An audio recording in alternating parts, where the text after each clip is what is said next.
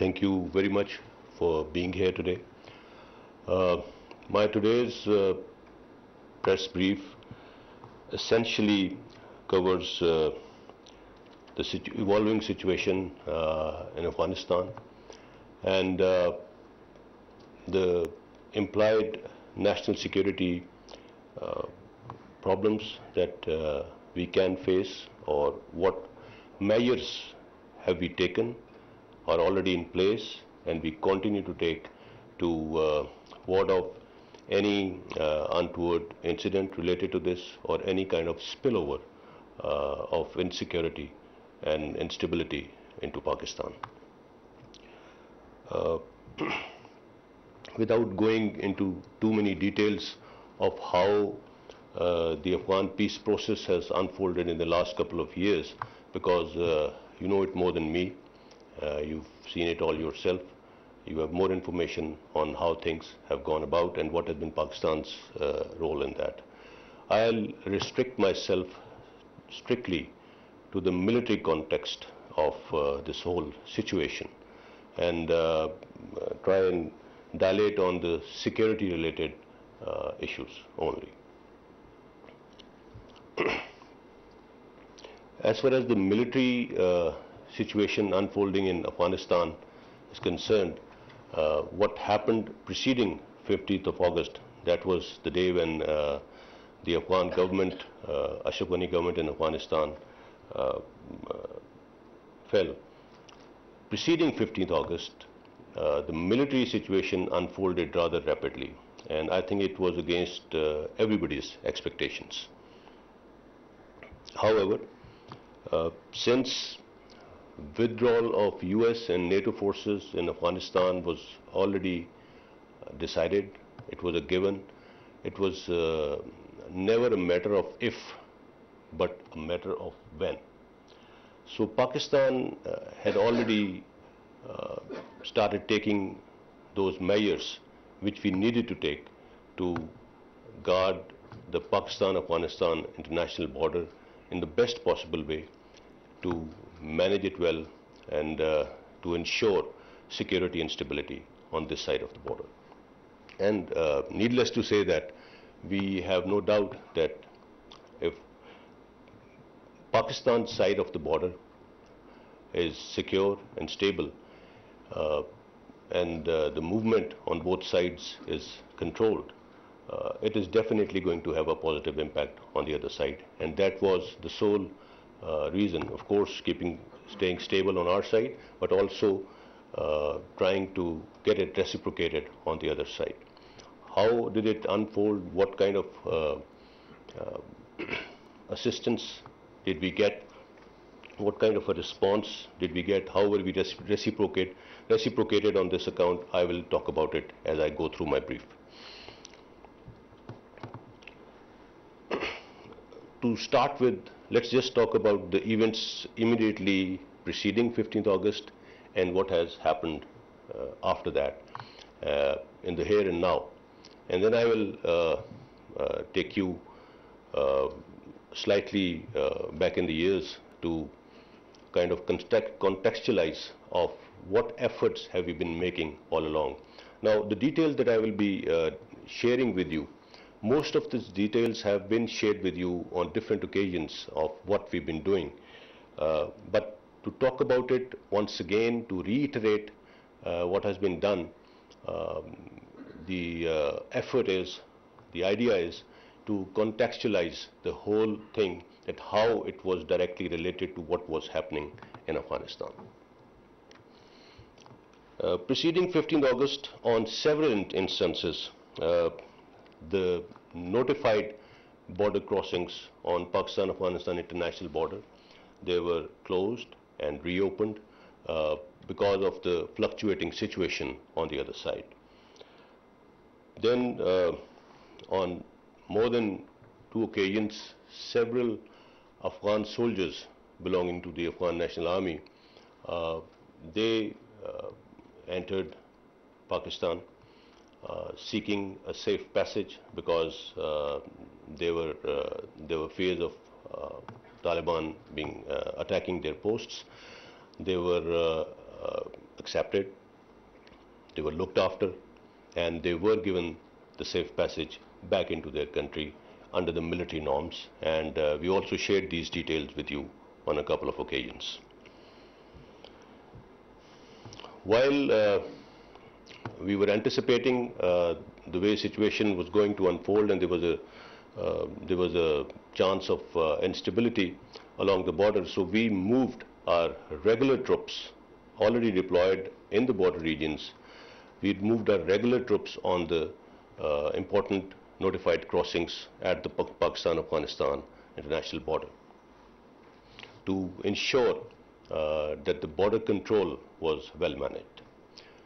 As you would know that there are about 78 crossings along Pakistan-Afghanistan international border, with 17 of them being notified, and all the illegal crossings in this lead up were closed.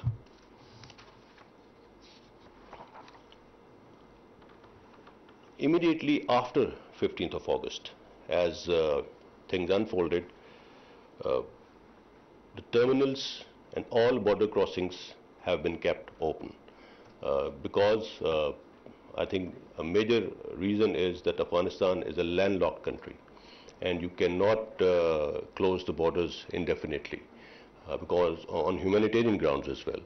So all the crossings have been, notified crossings have been kept open. The trade convoys are also continuously moving on both sides. Right now, the biggest base in the near immediate vicinity of Afghanistan for evacuation of foreigners from Afghanistan is in Pakistan. I think more than 5,500 foreign nationals have been evacuated. There are, I think, as of now, we have the figures of about 113 flights which have landed from Afghanistan in Pakistan, in Islamabad, mostly military aircrafts and commercial aircrafts.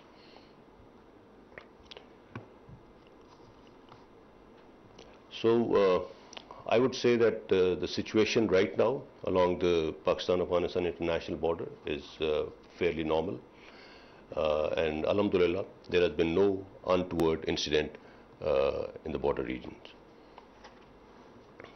So, summing up the situation, I'll now just try and contextualize the efforts that when we started these efforts and what was happening when we were undergoing different phases of the operations that we underwent.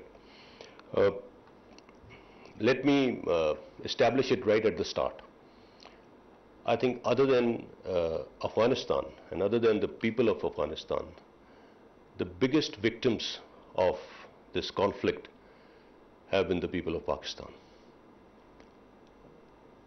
We've had the maximum brunt of whatever has unfolded in Afghanistan ever since the Soviets invaded, followed up by the Afghan Jihad, then the civil war, and then the war on terror in the last 2 decades of this century, and also giving sacrifices over there. And we are ensuring the security of these projects. Of late, I think most of the investigation details have also been shared with you for Dasu, Lahore, Quetta and Gwadar incidents. All incidents were planned and executed from Afghanistan with the help of NDS and RAW. Just a word about line of control. The ceasefire understanding that was reached in February earlier this year under the 2003 ceasefire agreement, that is holding. Now, what are the dividends of these sacrifices and this peace that we have been able to establish?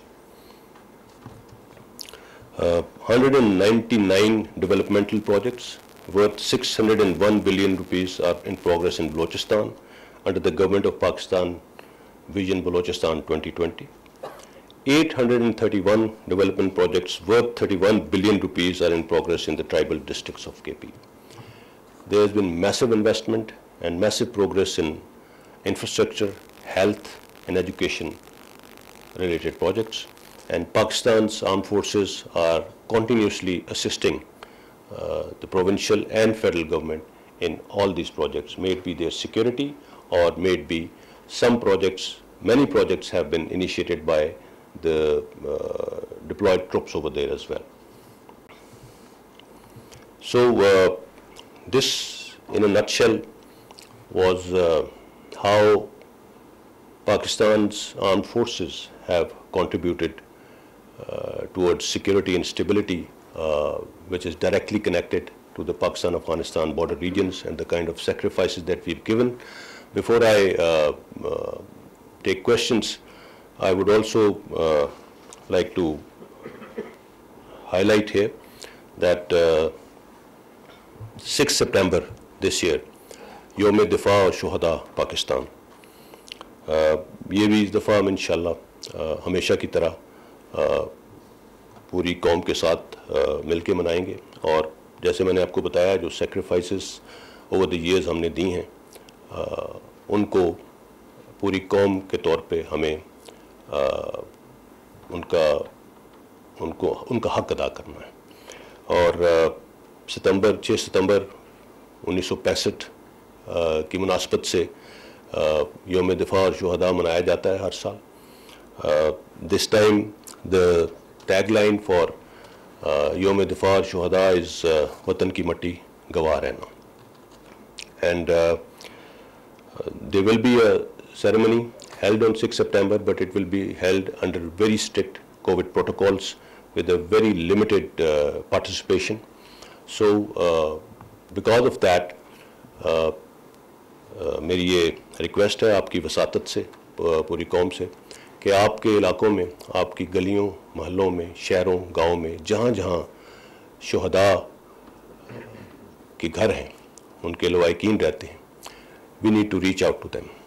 ہمیں ان کے گھروں میں جا کے ان کو سلام کرنا ہے، اور جو قربانی انہوں نے اس ملک کے لیے دی ہے، اس کے لیے ان کا شکریہ ادا کرنا ہے.